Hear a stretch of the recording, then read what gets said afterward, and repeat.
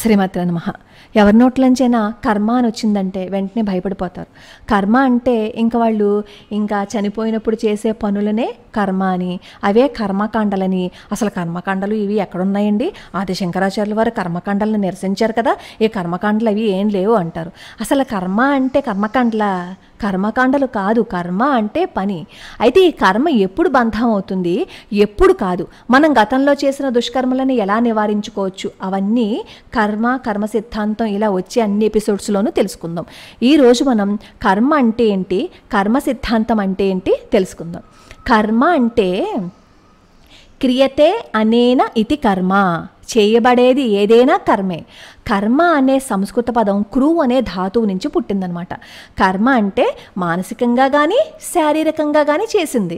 పూర్తయిన పనిని కర్మ అని, పూర్తి కాక జరుగుతున్న కర్మని క్రియ అని అంటారు. అంటే కర్మ తాలూకు బీజం ఎందులో ఉంది? క్రియలో ఉందన్నమాట. కర్మ మంచి పని కావచ్చు, చెడ్డ పని కావచ్చు, లేదా మంచి చెడుల మిశ్రమం కావచ్చు.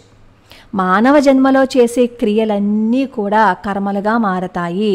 మనిషి ఏ పని చేసినా సరే కర్మ అంటారు. కర్మ అంటే కర్మకాండ కాదు, దానికి భయపడవలసిన అవసరం అస్సలు లేదు. నిరాలంబోపనిషత్తు 22వ శ్లోకం కర్మ గురించి ఏం చెప్తుంది అంటే, నేను చేస్తున్నాను అనే భావనతో ఆధ్యాత్మనిష్టగా ఇంద్రియాల చేత, అంటే శబ్ద స్పర్శ రూప రసగంధాలతో చేసేది ఏదైనా సరే కర్మ అని అంటారనమాట. మనసు కూడా ఒక ఇంద్రియమే కదా, అంటే మనసుతో చేసేది ఏదైనా కూడా కర్మే అవుతుంది.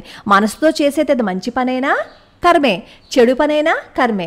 మనసుతో ఎలా చేస్తామండి అంటే, మనసులో ఆలోచనలు ఉంటాయి కదా, మనం మనసులో ఒకటి అనుకుని బయటికి ఒకటి చెప్పామని అనుకో, మనసులో చేసేది చెడు ఆలోచన అయినప్పుడు బయటికి మంచిగా మాట్లాడుతున్నా ఈ మనసులో చెడు ఆలోచన అయితే ఏదైతే పుట్టిందో అది చెడు కర్మ అనమాట. కాబట్టి మనం మనసులో కూడా ఎప్పుడు ఎవరికి న్యాయమే చెయ్యాలి తప్ప అన్యాయం చేయకూడదు అనే ఆలోచనతో ఎప్పుడు బ్రతుకుతూ ఉండాలి. అయితే ఈ కర్మని 3 రకాలుగా చేస్తూ ఉండాలి. మన ఇంద్రియాలు కర్మం చేయడానికి అలవాటు పడిపోయాయి కదా. నీరు పల్లానికి ఎలా అయితే చేరుతుందో ఈ ఇంద్రియాలు కూడా హాయిగా సుఖంగా కర్మల్లో మునిగిపోయాయి. మనిషి కర్మలు చేయకుండా నిగ్రహించటం ఎంత కష్టం, చాలా కష్టం. ఒక్కోసారి ప్రమాదకరంగా కూడా మారిపోతూ ఉంటుంది. కర్మ చేయకుండా ఉండడం అంటే ఏటికి ఎదురెదటం. నీటిని మెరకకెక్కించడం ఎంత కష్టమైందో మనిషి చేత కర్మ చేయకుండా ఉండడం కూడా అంత కష్టమైన పని. కర్మ ప్రకృతి ధర్మం, కర్మ చెయ్యాలి. కర్మ చేయకుండా మనిషి ఒక్క క్షణం కూడా ఉండగలడా? అలా ఉండలేడని మనకి గీతలో భగవానుడు చెప్పాడు. కర్మని మనం 3 రకాలుగా చేస్తూ ఉంటాం. అది మానసికంగా ఆలోచన రూపంలో, మాటల ద్వారా, శారీరకంగా చేతల ద్వారా అనమాట. ఇంక ఏ విధంగానూ కర్మ చేయటానికి ఆస్కారమే లేదు. మానసికంగా ఆలోచన రూపంలో అంటే మంచి చెడు ఆలోచనలు, మాటల ద్వారా అంటే మన మాటలు మాట్లాడుకునేటప్పుడు మంచి మాటలు మాట్లాడుకున్నాము అని అనుకోండి, అది మంచి కర్మ. ఇంకా వాళ్ళని వీళ్ళు తిట్టుకుంటూ వాళ్ళని వీళ్ళని ఆడిపోసుకుంటూ మాట్లాడుకుంటున్నాం అనుకోండి, అది చెడు కర్మ.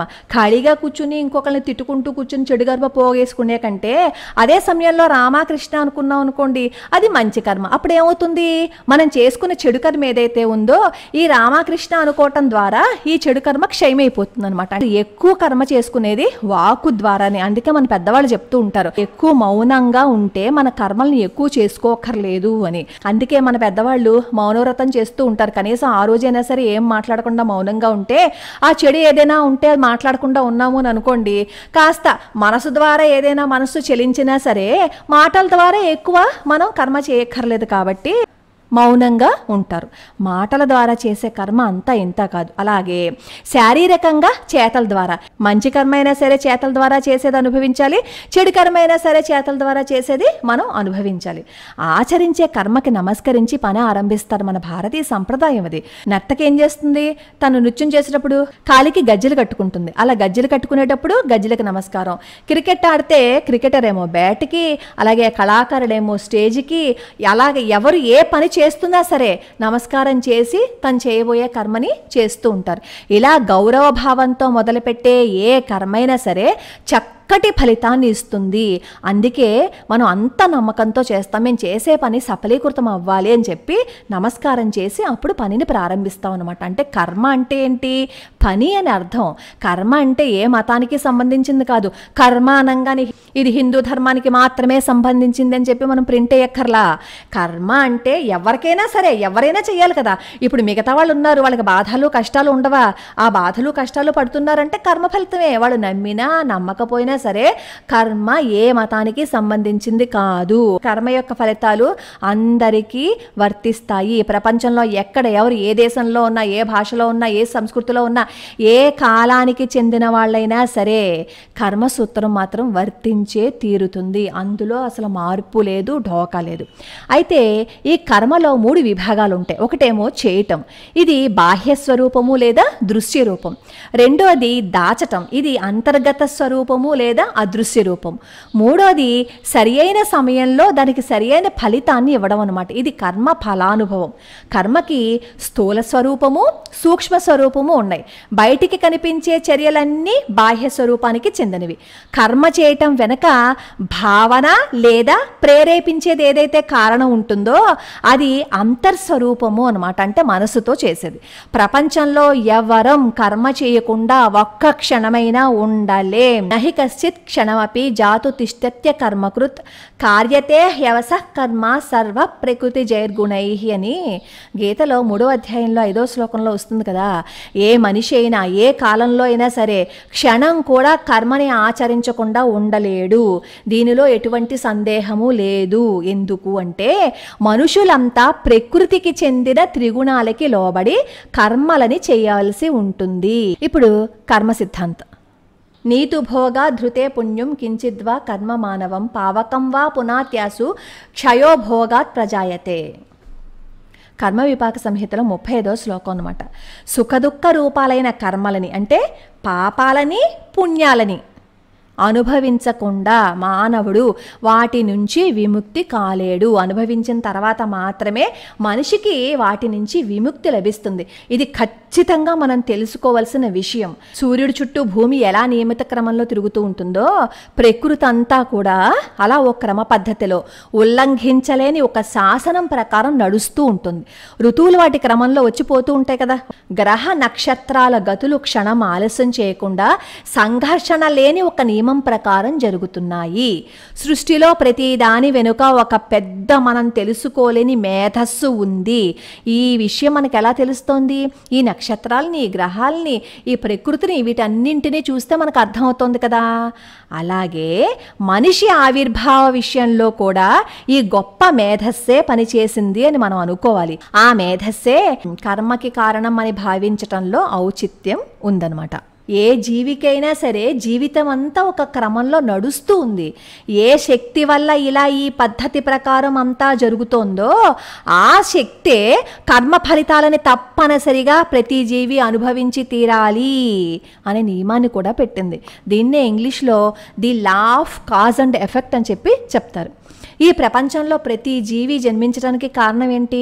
ఆ జీవి అంతకు ముందు ఏవైనా చేసిన కర్మఫలాలు ఉంటే ఆ కర్మఫలాలన్నీ అనుభవించాలి. చెడు కర్మక ఫలితం పాపం, పాపానికి ఏంటి? దుఃఖం. మంచి కర్మకి ఫలితం ఏంటి? పుణ్యం. పుణ్యానికి ఏంటి? సుఖం అనుభవించాలి. వాటిని అనుభవించడానికే ప్రతి జీవి జన్మని తీసుకుంటుంది. ఇది హిందూ సనాతన ధర్మం చెప్పే కర్మ సిద్ధాంతం. ఒక బంతిని బలంగా గోడకేసి కొట్టామని అనుకోండి, అదేం చేస్తుంది? మనం ఎంత బలంగా గోడకేసి కొట్టామో అంతే స్పీడ్గా మనం వెనక్కి వస్తుంది మన దగ్గరికి కదా. అదే ఆ బంతిని కొంచెం నెమ్మదిగా విసిరామనుకోండి, అది ఏం చేస్తుంది? మన దగ్గర రావడానికి కొంచెం సమయం తీసుకుంటుంది. అంటే మనం చేసే పాపమైనా మనం చేసే పుణ్యమైనా సరే మనం చేసే ఇంటెన్సిటీని బట్టి ఫలితాన్ని అనుభవిస్తాం అనమాట. కర్మ సిద్ధాంతాన్ని విశ్లేషించి చూస్తే అందులో కర్మతో పాటు జన్మ కూడా ఉంటుంది. పుట్టడానికి మునుపు ఆ జీవి కొంత కర్మ చేసి ఉంటాడు. కర్మ చేశాడు అంటే ఆ జీవికి గత జన్మ ఉందన్నమాట. వాటిని ఆ జన్మలో అతను అనుభవించలేదు. వాటిని అనుభవించడానికి ఇప్పుడు జన్మని తీసుకున్నాడు. ఆ కర్మ ఇంకా మిగిలి ఉంటే దాన్ని అనుభవించడానికి ఇప్పుడు ఈ జన్మ ఎలా అయితే తీసుకున్నామో ఇంకో జన్మని కూడా ఆ జీవి తీసుకోవాలి. గత జన్మలో లాగా ఈ జన్మలో కూడా ఆ జీవి మరి కాస్త కర్మని చేసి అనుభవించాల్సిన కర్మని పెంచుకోవచ్చు. అది మంచి అయినా సరే చెడైనా సరే. కర్మణా బధ్యతే జంతుః అంటే ప్రాణి అయినవాడు కర్మచే బంధితుడు, అంటే భూతకాలము భవిష్యత్తుని సృష్టించడమే అవుతుంది. ఇదే కర్మ సిద్ధాంతం. కాబట్టి మనం వాక్కుతో చేసే కర్మ ఎక్కువగా ఉంటుంది కాబట్టి మాటని కాస్త జాగ్రత్తగా మనం పెట్టుకోవాలి అనే విషయాన్ని మర్చిపోకూడదు. తర్వాత మనం కర్మ నియమం ఏంటి, ఏ రకాలు ఉంటాయి అవి తెలుసుకుందాం. లోకా సమస్తా సుఖినో భవంతు, సర్వే జనా సుఖినో భవంతు.